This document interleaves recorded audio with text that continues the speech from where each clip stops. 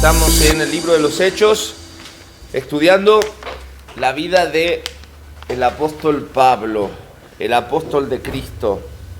Interesante hasta aquí la historia y vida de este hombre, que los últimos capítulos que hemos estado estudiando no la está pasando nada bien, nada cómodo, ¿no?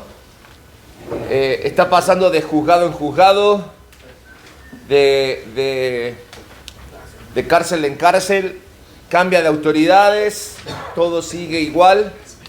Pero hay situaciones en la vida de Pablo que nos enseñan, y sobre todo su reacción ante las situaciones, ¿no? Más que las situaciones, la reacción que él tiene.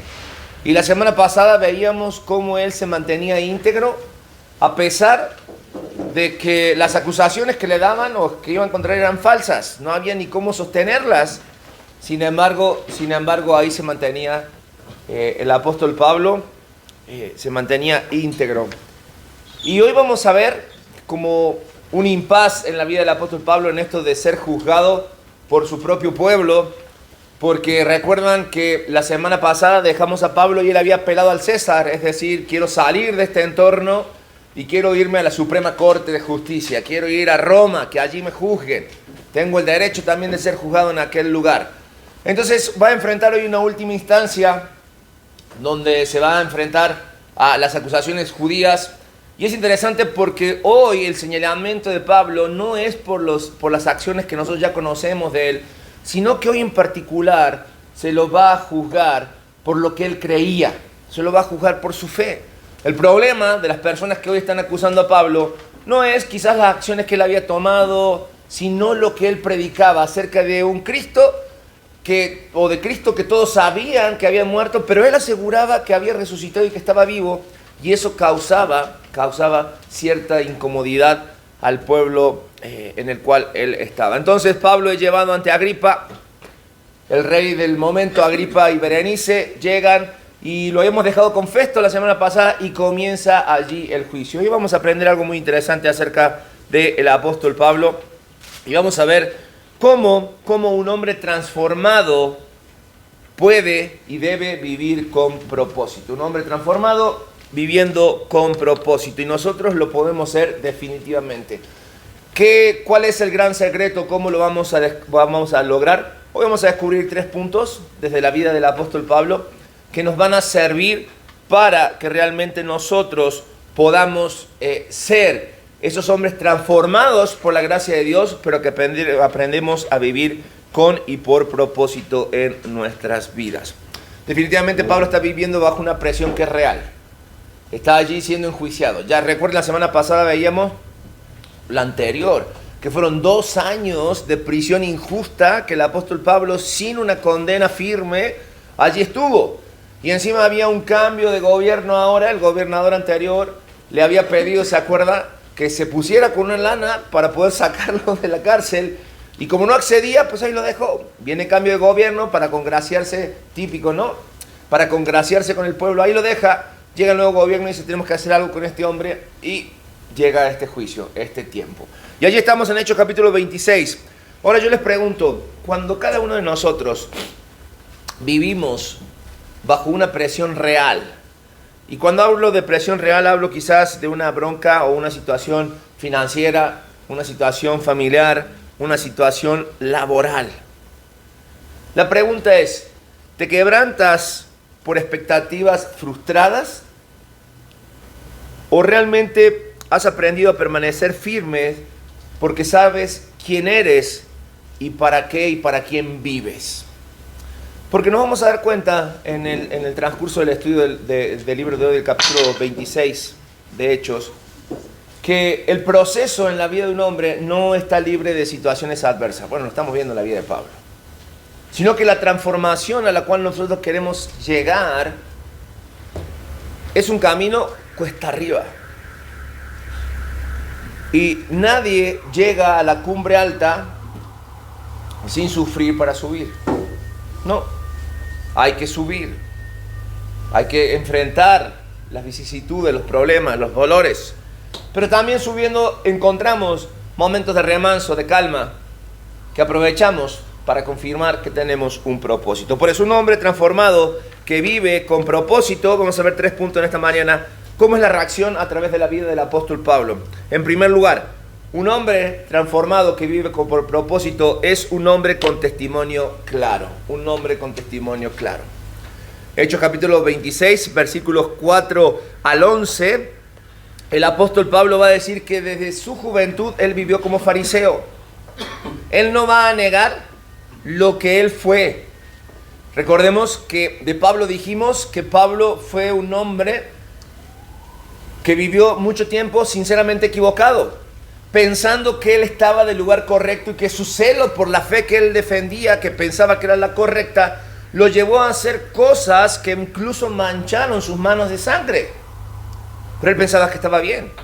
Entonces, él en su defensa, en Hechos capítulo 26, no va a negar su pasado. Tampoco lo presume, sino que él se da cuenta y dice, todo lo que yo he vivido es parte de mi historia y es lo que me permite estar en este lugar. Y soy consciente, versículo 5 dice, conforme a la más rigurosa secta de nuestra religión viví fariseo. Él era consciente de que él vivió bajo ordenanza, bajo puntos que quizás no era lo que él tendría que haber vivido, pero lo viví.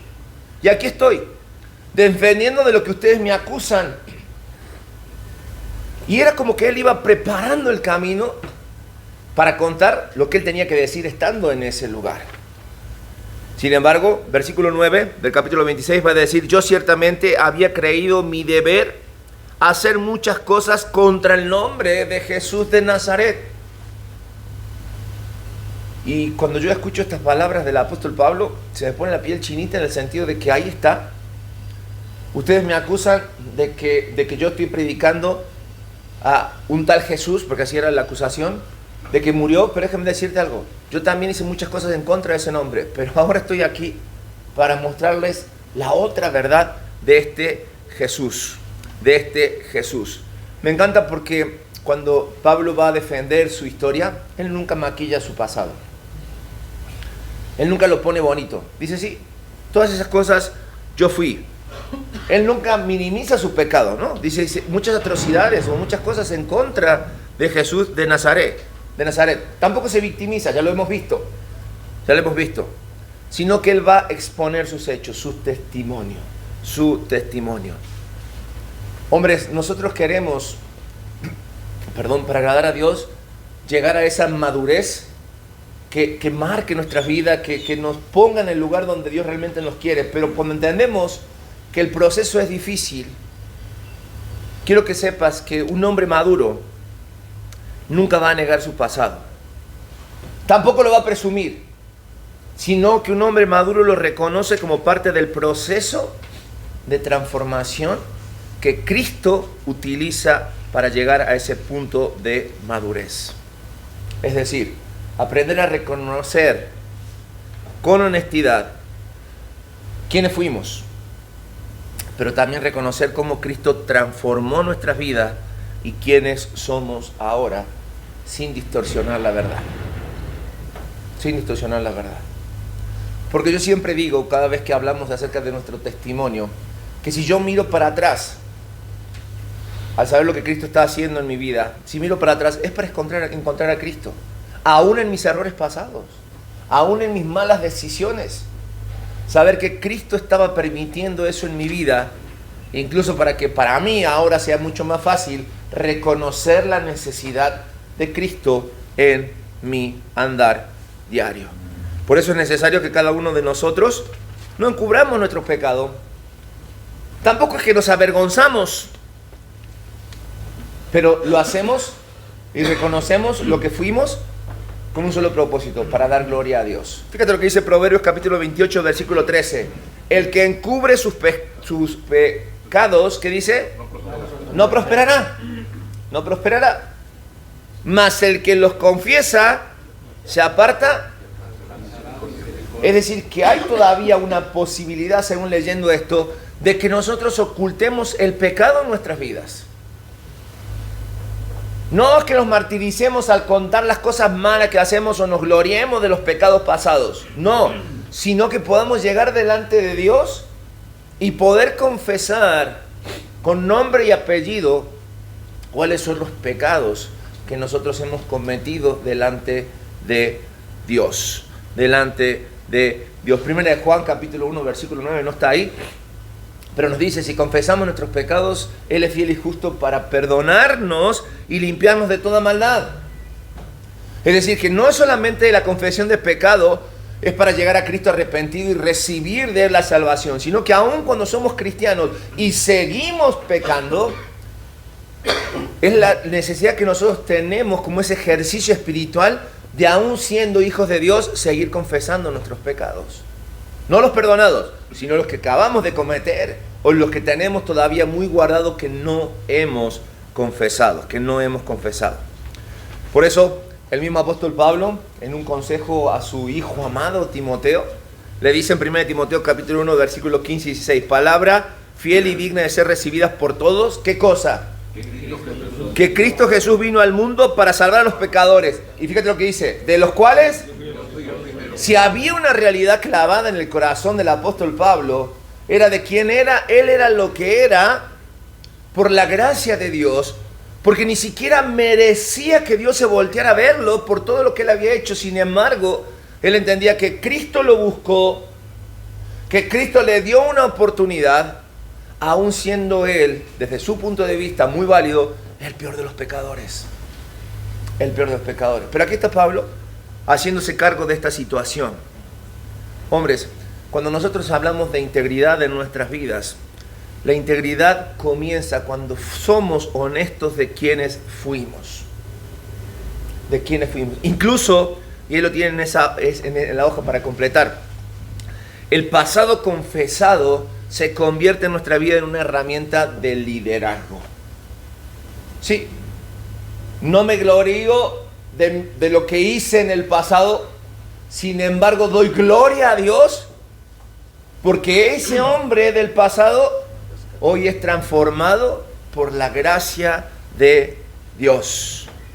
Cuando hablamos de un testimonio claro, hombres, cuando hablamos de poder dar fe, porque eso es lo que hace una persona que da testimonio, es testigo, da fe de lo que vive, de lo que vio y comparte. Bueno, cuando nosotros hablamos de un testimonio claro, no hablamos de palabras elocuentes que puedan transformar la vida de las personas, sino que hablamos de congruencia. ¿Por qué?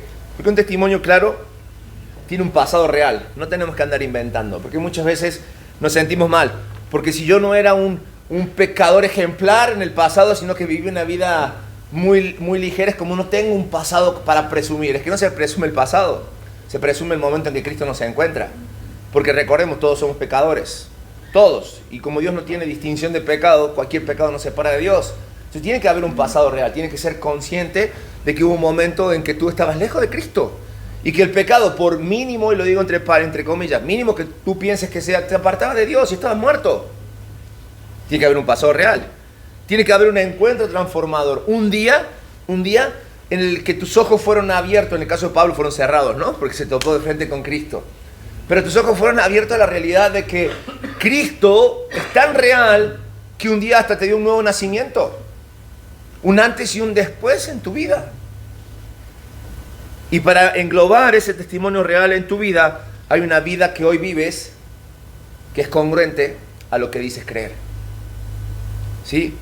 Tus dichos, o mejor dicho, tus hechos no borran tus dichos, sino lo que tú dices lo puedes sostener con congruencia. Eso es un testimonio claro. Un hombre con testimonio claro podemos decir que vive de tal manera que su pasado redimido y su presente transformado cuentan la misma historia, porque son parte de una misma historia. Son parte de una misma historia. Por lo tanto, concluimos este primer punto diciendo que un hombre fuerte no es el que nunca cayó, sino el que acepta que Dios redima su historia. Esa palabra redimir me encanta, porque redimir es pagar el precio justo que demanda nuestro pecado. Y como nosotros no podemos pagarlo, Cristo pagó nuestro pecado, por nuestro pecado pagó el precio para satisfacer la justicia divina de Dios. Dos, un hombre transformado que vive con propósito es un hombre que entiende no solamente que hay un llamado, sino que entiende su llamado en particular. Versículos 12 en adelante, el apóstol Pablo dice, ocupado de esto, empieza a contar, iba yo a Damasco, ¿se acuerdan? El camino a Damasco. Y dice, fíjate lo que dice, con poderes y en comisión de los principales sacerdotes. O sea, no se regordea de su pasado, pero dice, este era yo. Y va a contar en los siguientes versículos el encuentro que él tiene con Cristo. No es la primera vez que Pablo lo hace. Lo vuelve a hacer y lo vuelve a contar. Y él vuelve a decir que su comisión, que su llamado, dice versículo 17, después que él se cae, que le dice, ¿por qué me persigues? Versículo 16, pero levántate, le está diciendo Cristo, y ponte sobre tus pies, porque para esto he aparecido a ti, para ponerte por ministro y testigo de las cosas que has visto y de aquellas en que me apareceré a ti, librándote de tu pueblo y de los gentiles, a quienes ¿qué? Ahora te envío. Ahora te envío. Es interesante porque dice, para esto he aparecido ante ti, para ponerte por ministro y por testigo. Que un hombre entienda su llamado no significa otra cosa más que es un hombre que viva con una conciencia clara de quién lo llamó y de quién lo está enviando, para qué lo está enviando y sobre todas las cosas que esté dispuesto a pagar el precio para cumplir ese llamado. Mira, cuando veo el testimonio de Pablo me doy cuenta que Jesús no solamente salvó a Pablo, sino que inmediatamente lo salvó, lo comisionó. Le dijo, ahora tienes una misión. Tienes que ir a hablar a los gentiles. Para eso te necesito, Pablo. Por eso decimos, mira, no solamente el hombre necesita del encuentro con Cristo en una conversión. También el hombre tiene que tener claro que en el momento que Cristo llega a nuestras vidas, hay un llamado con una misión. Y tanto es así, que la misión no es salir del lugar donde estoy e irme al final de la tierra. No es el proceso. El llamado comienza y la misión comienza en mi propia vida, en mi relación con Dios y en lo que afecto más cercano. ¿Será mi familia? ¿Será mi trabajo? ¿Será mi colonia? Sea lo que sea, es mi misión en el momento en que Cristo me escoge. No me escoge para que yo vaya y me ponga y me tire en una hamaca a esperar que el tiempo pase. Total, ya soy salvo y mi vida se solucionó. No me escoge para que ya mi vida sea chata y no tenga otra cosa más que hacer que esperar a Cristo. Sino me llama para que me haga responsable y sea consciente de que en mi vida hay un llamado. En Hechos 9, cuenta Pablo, Dios me llamó. Del 22 al 26, Dios está trabajando y confirmando cuál es la comisión que Pablo tiene que hacer. Llegar a Roma. Llegar a Roma. A la Meca de los gentiles. Y aquí va el proceso. ¿Difícil? Harto que. ¿Complicado? Llevamos 4 semanas estudiando esto. Imagínate. Nos damos cuenta que no es de la noche a la mañana. Pero Dios, así como está cumpliendo el propósito en la vida del apóstol Pablo, está valiéndose de un montón de circunstancias, en este caso de los arrestos injustos del apóstol Pablo, de los juicios injustos del apóstol Pablo, para enseñarnos algo muy práctico a nosotros, varones. Y eso es que un hombre sin propósito, un hombre que no enfoca en lo que Dios quiere, va a ser un hombre que se va a distraer muy fácil, va a ser un hombre que realmente se va a desanimar muy fácil, y va a ser un hombre que va a vivir reaccionando. Pero cuando entendemos que las cosas pasan en nuestras vidas, y todo tiene un propósito detrás para seguir hacia adelante, entonces aprendemos, como el apóstol Pablo, a tolerar la presión, las injusticias. Y aprendemos que a pesar de todo, necesitamos permanecer firmes.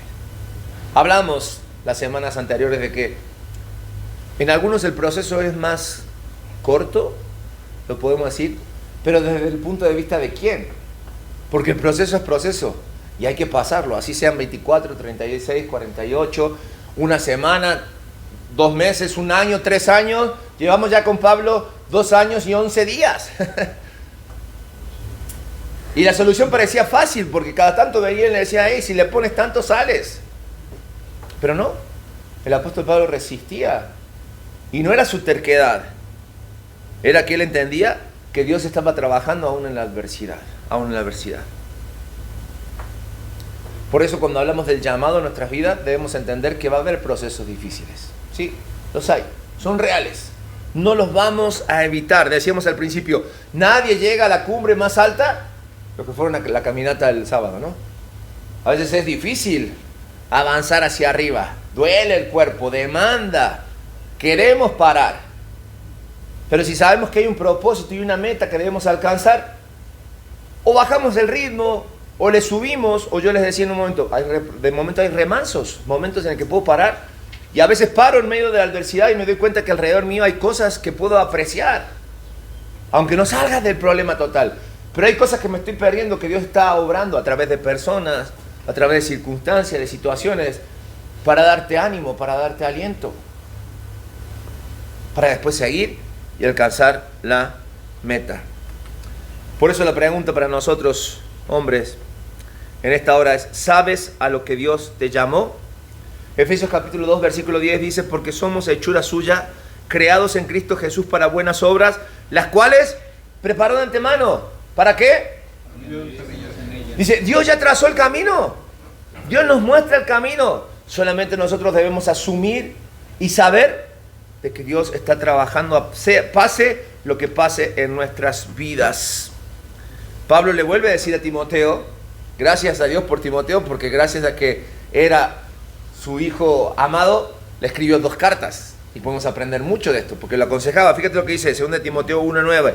Quien nos salvó, ¿y qué dice?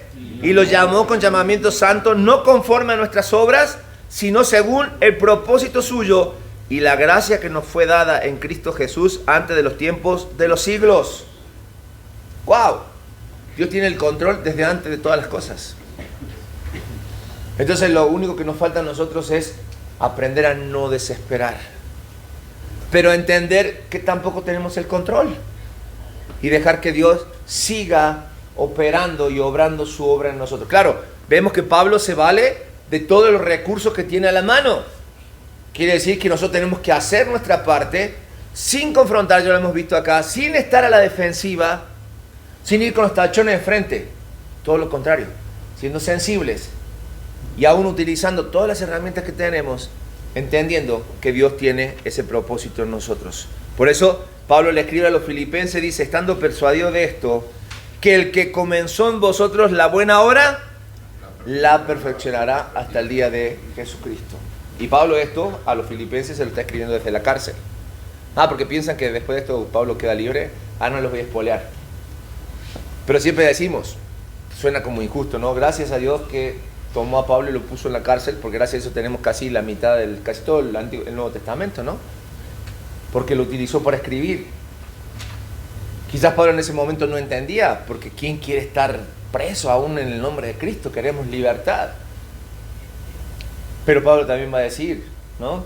Todo lo puedo en Cristo que me fortalece. Para mí el vivir es Cristo y el morir es ganancia. Cosas que él iba aprendiendo en su diario y no lo decía desde la comodidad de su sala, con todo lo que quería, sino lo decía en medio de carencias, en medio de peligro de muerte, circunstancias realmente que eran adversas en su vida. Por eso yo le decía, ¿saben cuál es su llamado, hombres? ¿Sabes cuál es el propósito por el cual Dios te tiene en este tiempo? En tu familia, en el trabajo donde estás, en la colonia donde vive, en la ciudad donde estás, en el estado donde te puso, en el país en el que estás. Un hombre con propósito soporta lo que otros no soportan porque sabe para qué vive. Sabe para qué vive. Y tercero, cuando hablamos de un hombre tan formado que vive con propósito, hablamos de un hombre que habla con valentía y con cordura. que habla con valentía y con cordura. Termina el relato de Hechos capítulo 26, después de que Pablo va presentando defensa. En su defensa, versículo 25, dice el apóstol Pablo lo siguiente: mas él dijo, ¿por qué? Porque a Pablo le decía, ¿sabes qué? Tú eres loco, estás loco, diciendo lo que dices. Ahora atacaban su cordura, ¿sí? Porque ya no sabían por dónde pegarle a Pablo, entonces ahora atacan su cordura. Y fíjate lo que dice Pablo: mas él dijo, no estoy loco, excelentísimo Festo, sino que hablo palabras de verdad y de cordura. Pues el rey sabe estas cosas, delante de quien también hablo con toda confianza. Porque no pienso que ignoran nada de esto, pues no se ha hecho esto en algún rincón, o sea, se hizo a la vista. ¿Crees, oh rey Agripa, a los profetas? Yo sé que crees. Entonces Agripa dijo a Pablo, por poco me persuades a ser cristiano. Y Pablo dijo, quisiera Dios que por poco o por mucho, no solamente tú, sino todos los que hoy me oyen, fueseis hechos tales cual yo soy, excepto estas cadenas. Un hombre que habla con valentía y con cordura. Aquí el apóstol Pablo, lejos de quejarse, lejos de reclamar injusticia, lejos de victimizarse, él dice, hablo con valentía, hablo con dominio propio. Es decir, Pablo nos exhorta a través de su testimonio a que cuando nosotros tenemos que presentar defensa, hablemos con claridad. Que seamos personas que hablemos con firmeza, pero también con respeto. Todo lo que está pasando es una farsa. Sin embargo, él se dirige a las personas diciendo, excelentísimo Festo, te doy tu lugar, pero quiero que tú también escuches mi verdad, aun cuando hacerlo implique riesgo personal, porque lo que estaba en juego era su cuello. La gente que lo había ido a escuchar era por morbo, porque quería su vida. Los gobernantes, lo que menos querían tener problema con el pueblo, lo más fácil era al pueblo lo que el pueblo pide. Sin embargo, Pablo habla y en ningún momento se ve agresivo, en ningún momento se ve imprudente, en ningún momento muestra su orgullo. Todo lo contrario. Él se deja gobernar por el dominio propio y dice lo que tiene que decir. Por eso después Pablo le va a recordar a Timoteo. Primera de Timoteo, segunda de Timoteo, capítulo 1, versículo 7. Porque no nos ha dado Dios un espíritu de cobardía, sino de poder, de amor. Yo creo que cuando le escribía Pablo esto a Timoteo, estaba recordando esta situación en la que su vida estaba en riesgo, y le dijo, Timoteo, nunca pises el palito, sino que recuerda que Dios puso en ti un espíritu de poder, de amor y de dominio propio. ¿Cómo le hago? Déjate controlar por el espíritu. Porque no hablamos solamente de Dios Padre clamando justicia, ni del testimonio de su Hijo, sino que hablamos ahora también del Espíritu Santo que está a nuestro favor. El Padre, el Hijo y el Espíritu Santo. Los tres a nuestro favor. Es mucho eso, Es mucho. Aunque a veces para nosotros no es suficiente. Porque nos negamos a soltar. Nos negamos a dejar el control. Por eso, amados, valentía bíblica es hablar sin temor, pero también es hablar sin perder la compostura. Aunque te digan loco, aunque me digan loco. Gloria a Dios si por ser cristiano y defender tu fe te dicen loco. Gloria a Dios porque están reconociendo que no estás en tu juicio. Y eso quiere decir que quien te está controlando es un poder superior, es el Espíritu Santo de Dios, como lo hacía con el apóstol Pablo en este lugar. Aquel hombre que hablaba con valentía, no negoció nunca la verdad en lo absoluto, sino que estuvo listo para presentar defensa cuando así le fue solicitado. Por eso Pedro va a escribir, 1 Pedro 3:15, sino santificad al Señor en vuestros corazones y está siempre, que dice, preparados para presentar defensa con mansedumbre, y reverencia ante todo el que os demande razón de la esperanza que hay en vosotros. Y me encanta este versículo, porque este versículo tira por el piso la apologética moderna. Y lo digo con mucho respeto. No estoy en contra de la apologética, es buena para entender y defender lo que creemos. Pero la apologética moderna, en lugar de presentar defensa, ataca. La apologética moderna va con los tachones de frente a atacar la fe de otros. Y Dios nunca nos llamó a atacar la fe de otros, ni Cristo con el poder que tenía, siendo Dios encarnado, lo hizo. Sino que Él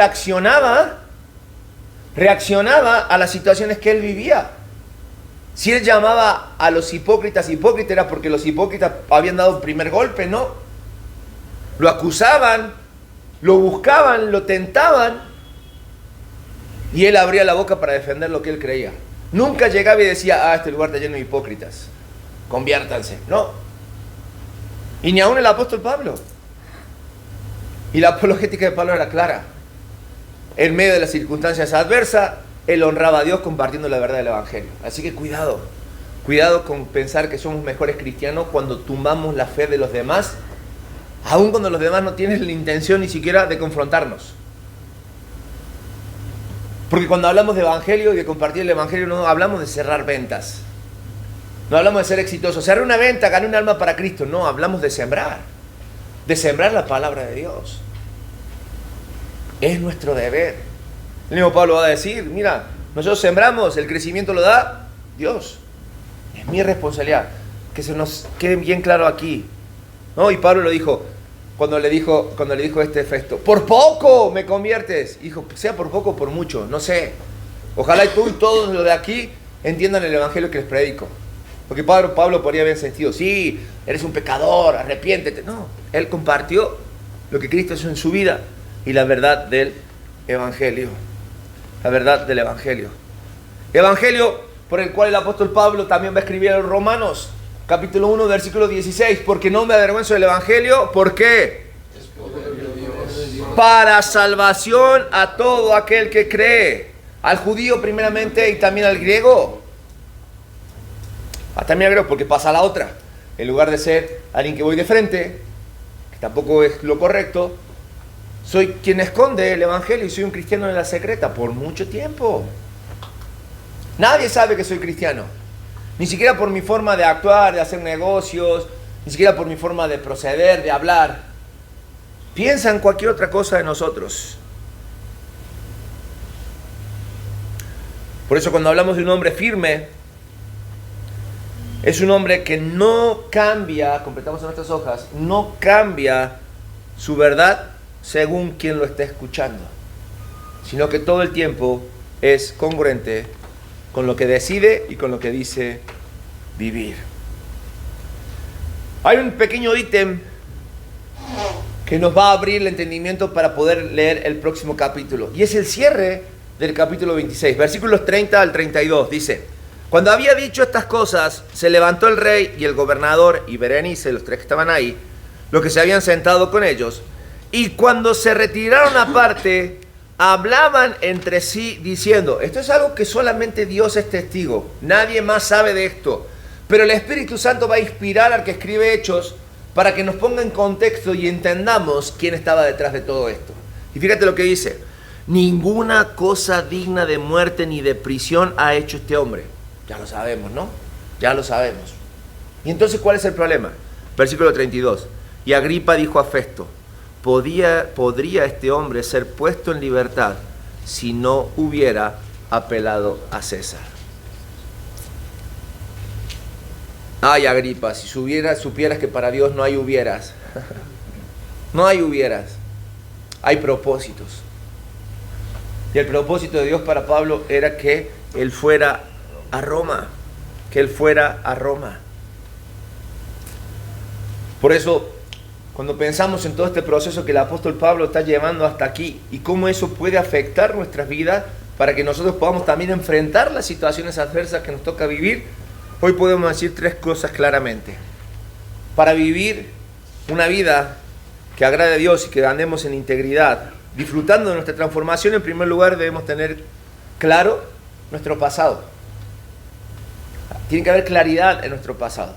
Que no era lo que Dios quería para nosotros, o no es lo que Dios quiere que nosotros vivamos en el pasado.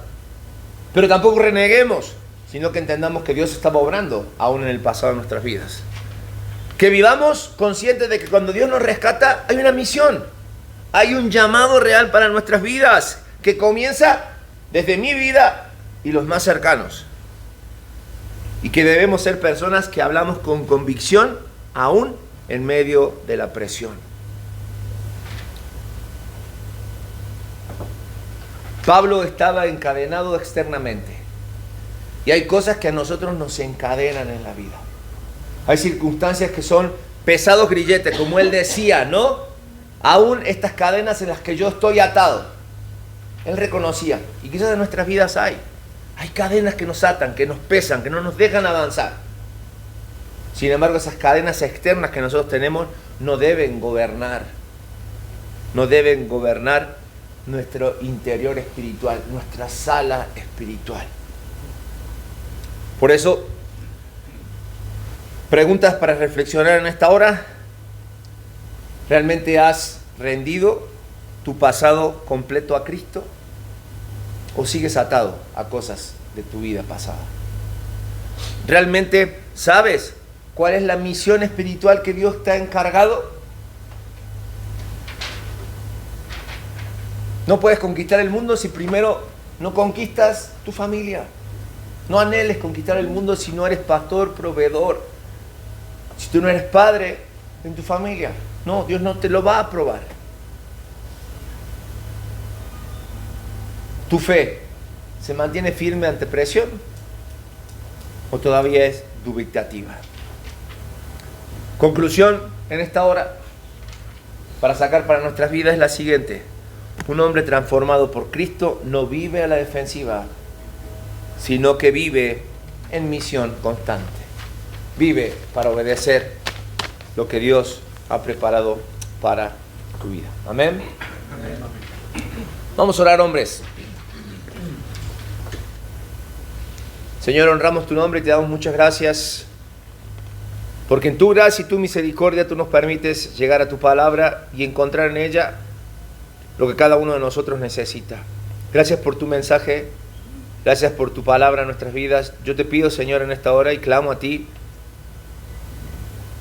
sabiendo que tu palabra no vuelve a ti vacía, que tú obres en el corazón de cada uno de estos hombres que hoy están aquí, también los que están escuchando, para que ellos sean transformados para vivir con propósito y por propósito. Padre, danos la sabiduría que viene del cielo para poder encarar nuestros días en paz, sabiendo que el propósito es honrarte a ti en todo lo que hacemos, decimos y pensamos. Que esto sea lo que mueva nuestras vidas, aún a pesar de las circunstancias y de las presiones que podemos vivir.